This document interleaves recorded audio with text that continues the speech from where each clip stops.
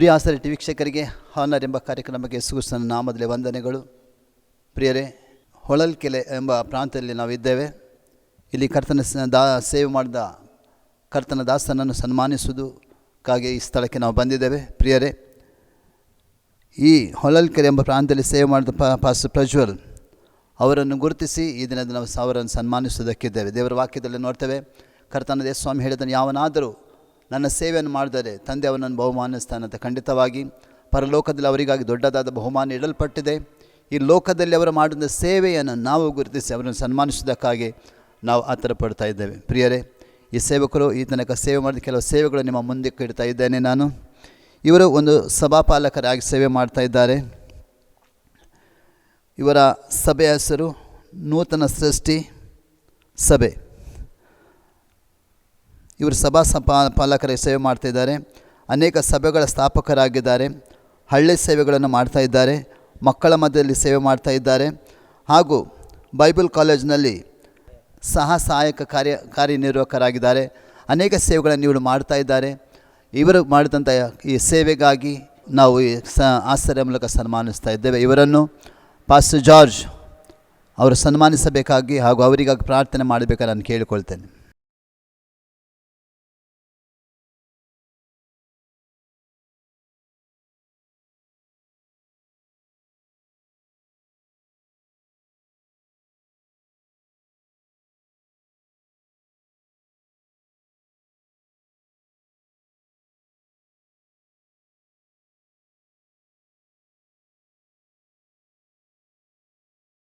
ನಮ್ಮನ್ನು ಅತ್ಯಧಿಕವಾಗಿ ಪ್ರೀತಿ ಮಾಡಿದಂಥ ಪರಲೋಕದ ತಂದೆಯೇ, ಪಾಸ್ಟರ್ ಪ್ರಜ್ವಲ್ ಅವ್ರಿಗಾಗಿ ಅವರು ಮಾಡ್ತಿರುವಂಥ ನಿನ್ನ ಸೇವೆಗಾಗಿ ಸ್ತೋತ್ರ ಮಾಡ್ತೇವೆ. ಕರ್ತನೆ, ನಿನ್ನ ಸೇವೆಯನ್ನು ಮಾಡುವಂಥ ನಿನ್ನ ಸೇವಕರನ್ನು ಆಸರೆ ಟಿ ವಿ ಮೂಲಕ ಸನ್ಮಾನಿಸುವಂತೆ ನಮ್ಮೆಲ್ಲರೂ ಕೊಟ್ಟಂಥ ಕೃಪೆಗಾಗಿ ಸ್ತೋತ್ರ.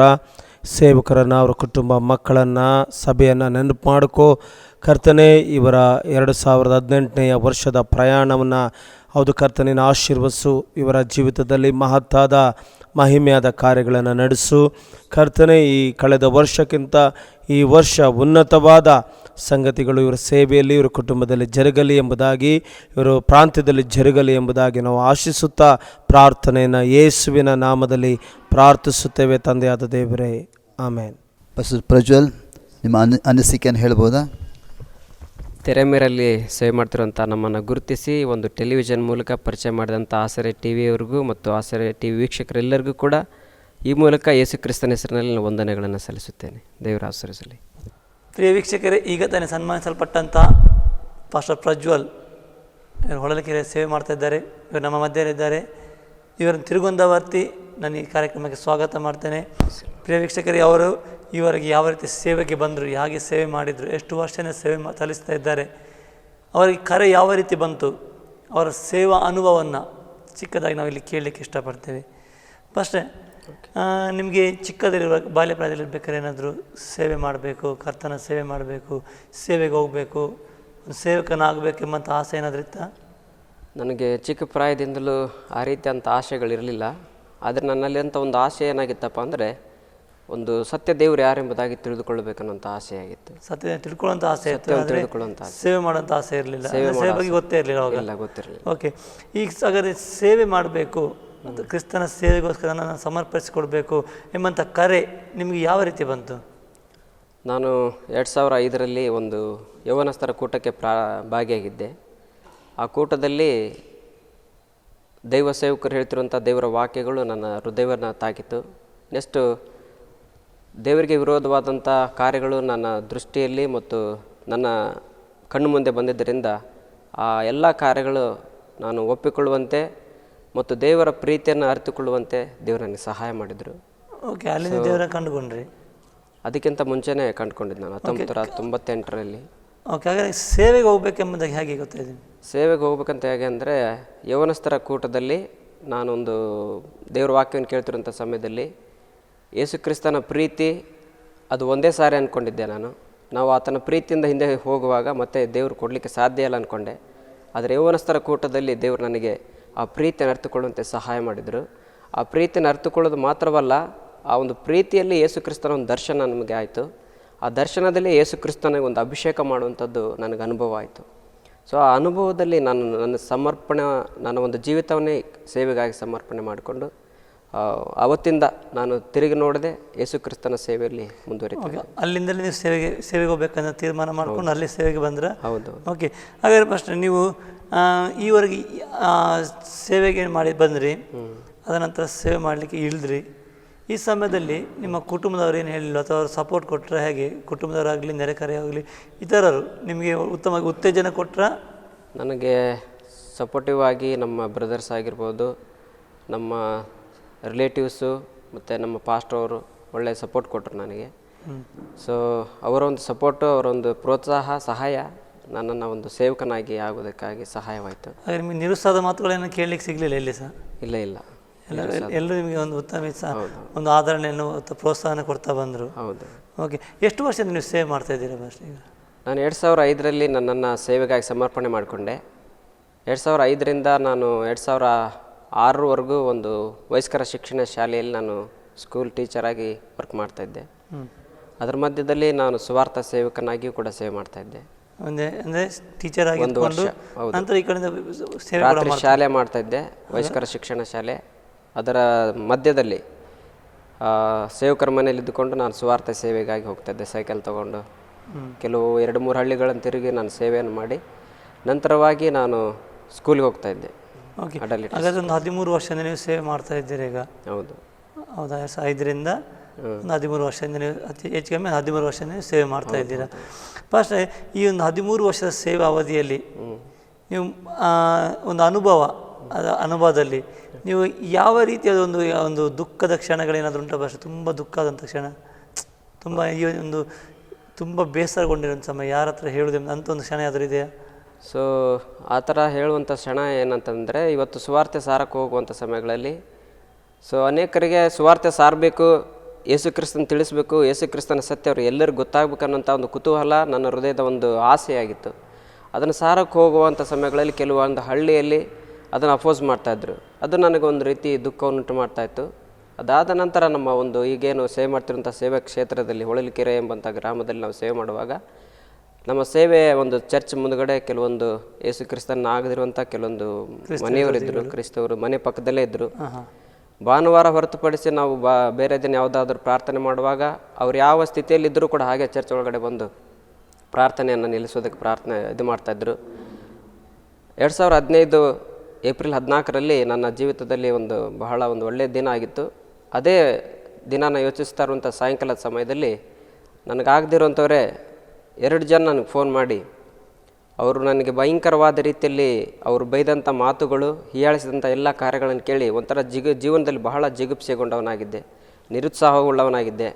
ಇನ್ನೇನು ಬದುಕಬೇಕು ಅಥವಾ ಸಾಯಬೇಕು ಅನ್ನೋ ರೀತಿಯಂಥ ಪರಿಸ್ಥಿತಿ ನನ್ನಲ್ಲಿ ಇದಾಗಿತ್ತು.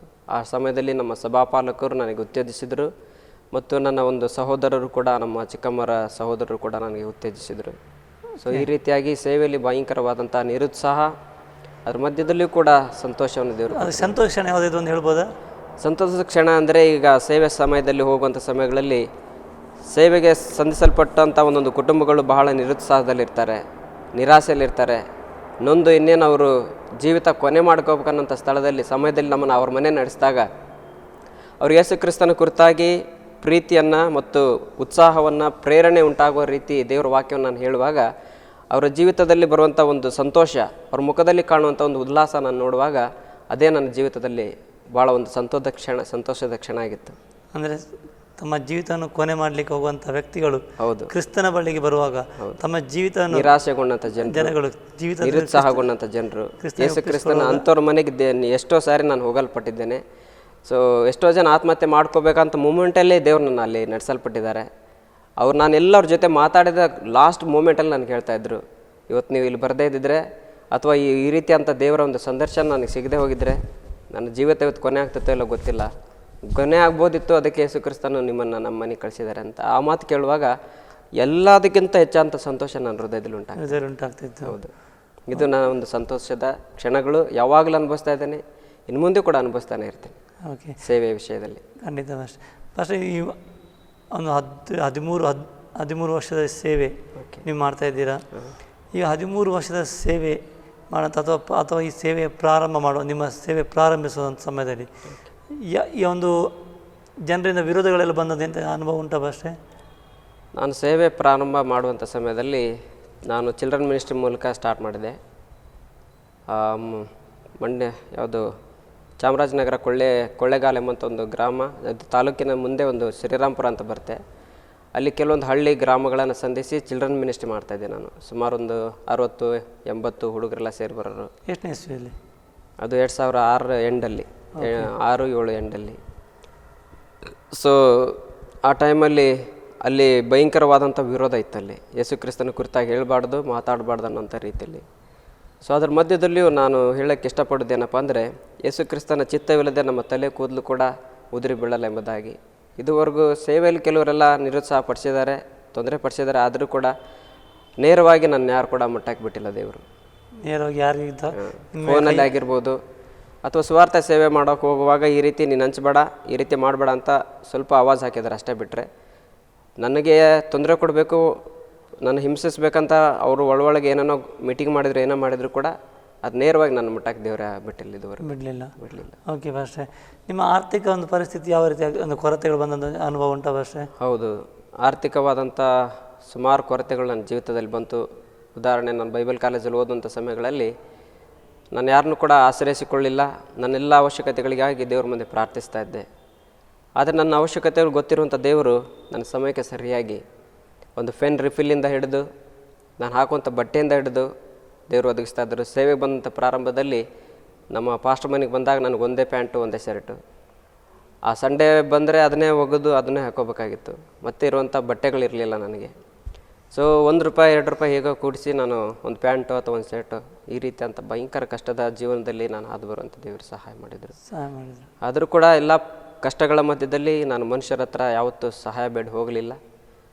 ನಾನು ಯಾವಾಗಲೂ ನನ್ನ ಕಣ್ಣುಗಳನ್ನು ಪರಲೋಕದೆಡೆಗೆ ಚಾಚಿ ದೇವರಿಂದ ಸಹಾಯ ಎದುರು ನೋಡಿ ದೇವರ ಸಹಾಯದಲ್ಲಿ ನಾನು ನಡೆಯಲ್ಪಟ್ಟಿದ್ದೀನಿ. ಓಕೆ ಫಸ್ಟ್ ನೀವು ಈವರೆಗೆ ಯಾವ ರೀತಿಯೆಲ್ಲ ಸೇವೆ ಮಾಡಿದ್ದೀರಾ?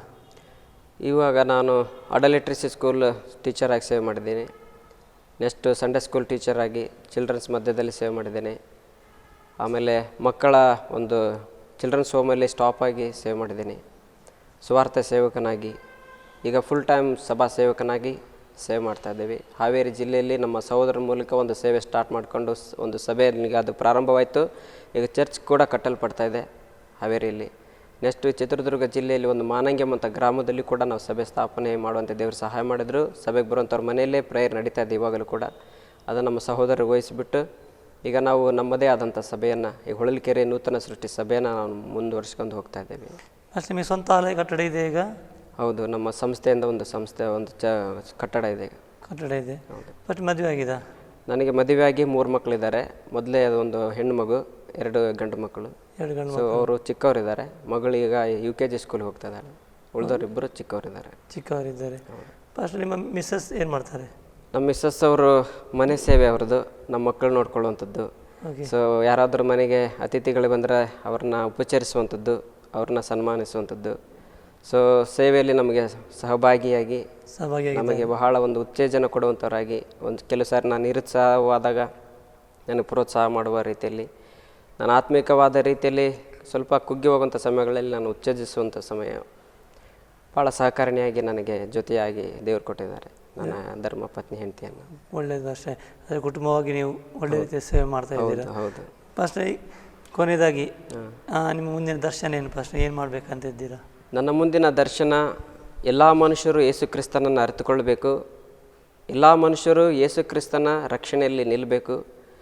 ಎಲ್ಲರೂ ಅವರು ಬಿಟ್ಟು ಬಂದಂಥ ಸ್ಥಳವಾಗಿರೋಂಥ ಪರಲೋಕಕ್ಕೆ ಸೇರಬೇಕನ್ನೋದೇ ನನ್ನ ಆಸೆ. ಯಾಕಂದರೆ ಯೂದನ ಪತ್ರಿಕೆಯಲ್ಲಿ ಹೇಳ್ತತೆ, ನರಕದ ಬಾಯಿಯೊಳಗಡೆ ಹೋಗೋರು ಎಳೆದು ರಕ್ಷಿಸಿರಿ ಎಂಬುದಾಗಿ. ಸೊ ಅದು ನನ್ನ ಒಂದು ಹೃದಯದ ಬಯಕೆ, ಆಸೆ, ಪ್ರಾರ್ಥನೆ ಆಗಿದೆ. ಖಂಡಿತ. ಕೊನೆಯದಾಗಿ ನಮ್ಮ ಆಸರೆ ಟಿ ವೀಕ್ಷಕರಿಗೆ ಏನು ಹೇಳಕ್ಕೆ ಇಷ್ಟಪಡ್ತೀರಾ?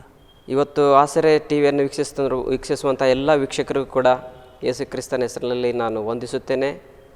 ಈ ಒಂದು ಟೆಲಿವಿಷನ್ ವೀಕ್ಷಿಸ್ತಿರುವಂಥ ಎಲ್ಲ ಸಹೋದರ ಸಹೋದರಿಯರು ಮತ್ತು ಎಲ್ಲ ದೇವರ ಜನರಾಗಿರ್ಬೋದು, ದೇವ್ರನ್ನ ಅರಿದವರಾಗಿರ್ಬೋದು, ಒಂದು ವೇಳೆ ನಿರುತ್ಸಾಹ, ತೊಂದರೆ, ಇಕ್ಕಟ್ಟು, ಎಲ್ಲಿ ಹೋದರೂ ಬಿಡಿಸಲಿಕ್ಕಾಗದಿರೋಂಥ ಸಮಸ್ಯೆಗಳಲ್ಲಿ ಸಿಲುಕಿರೋದೇ ಆಗಿದ್ದರೆ, ನಿಮಗಾಗಿ ಯೇಸು ಕ್ರಿಸ್ತನು ಆತನು 2000 ವರ್ಷಗಳಿಂದ ಬಂದನು.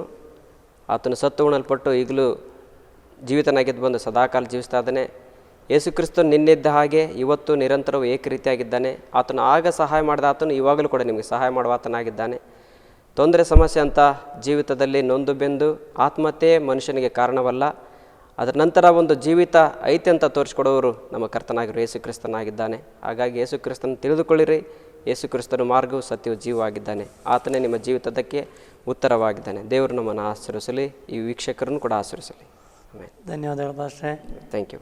ದೇವರು ನಿಮ್ಮನ್ನು ಹೇಳೋಕೆ ಆಶೀರ್ವಾದ ಮಾಡಲಿ. Thank you. ಅಷ್ಟು ಮಾತ್ರ ಅಲ್ಲ, ಇನ್ನೂ ಹೆಚ್ಚಾಗಿ ಸೇವೆಯಲ್ಲಿ ನಿಮ್ಮನ್ನು ಉಪಯೋಗಿಸ್ಕೊಳ್ಳಿ. Thank you. ಕ್ರಿಸ್ತನಿಗೋಸ್ಕರ ಆತ ನಿಮ್ಮ ಜೀವಿತದಲ್ಲಿ ಏನೇನು ಉದ್ದೇಶ ಇಟ್ಟುಕೊಂಡಿದ್ದಾನೋ ಅದೆಲ್ಲವನ್ನು ನೆರವೇರಿಸಲಿಕ್ಕೆ ದೇವರು ನಿಮಗೆ ಶಕ್ತಿಯನ್ನು ಕೊಡಲಿ ಎಂಬುದನ್ನು ನಾವು ಪ್ರಾರ್ಥಿಸ್ತೇವೆ. ಓಕೆ, ಖಂಡಿತ. ಪ್ರಿಯ ವೀಕ್ಷಕರೇ, ಈ ಸಮಯದಲ್ಲಿ ನೀವು ಪಾಸ್ಟರ್ ಪ್ರಜ್ವಲ್ ಅವರ ಒಂದು ಸನ್ಮಾನವನ್ನು ನೀವು ವೀಕ್ಷಿಸಿದಿರಿ. ದೇವರು ಅವರಿಗೋಸ್ಕರ ಇನ್ನೂ ಬಲ ಕೊಡುವುದಕ್ಕಾಗಿ, ಅವರು ಇನ್ನೂ ಹೆಚ್ಚಾಗಿ ಆಸಕ್ತಿಯಿಂದ ಸೇವೆ ಮಾಡುವುದಕ್ಕಾಗಿ, ಅನೇಕ ನಶಿಸಿ ಹೋಗುತ್ತಿರುವಂಥ ಆತ್ಮಗಳಿಗೋಸ್ಕರ ಒಡಕಿನಲ್ಲಿ ನಿಂತುಕೊಂಡು ಪ್ರಾರ್ಥಿಸಿ ಅವರನ್ನು ಕ್ರಿಸ್ತನ ಕಡೆ ನಡೆಸುವುದಕ್ಕಾಗಿ ಬಲ ಕೊಡುವುದಕ್ಕಾಗಿ ನೀವು ಪ್ರಾರ್ಥಿಸಿರಿ. ಪ್ರೇಕ್ಷಕರ ಮುಂದಿನ ಸಂಚಿಕೆಯಲ್ಲಿ ಇನ್ನೊಂದು ಸೇವಕರ ಮೂಲಕ ಇನ್ನೊಂದು ಸೇವಕರೊಂದಿಗೆ ನಿಮ್ಮ ಮುಂದೆ ಬರಲಿಕ್ಕಿದ್ದೇವೆ ಪ್ರಿಯರೇ. ಅಲ್ಲಿವರೆಗೆ ತಪ್ಪದೆ ವೀಕ್ಷಿಸಿ ನಿಮ್ಮ ನೆಚ್ಚಿನ ಆಶ್ಚರ್ಯ ಟಿವಿ. ವಂದನೆಗಳು.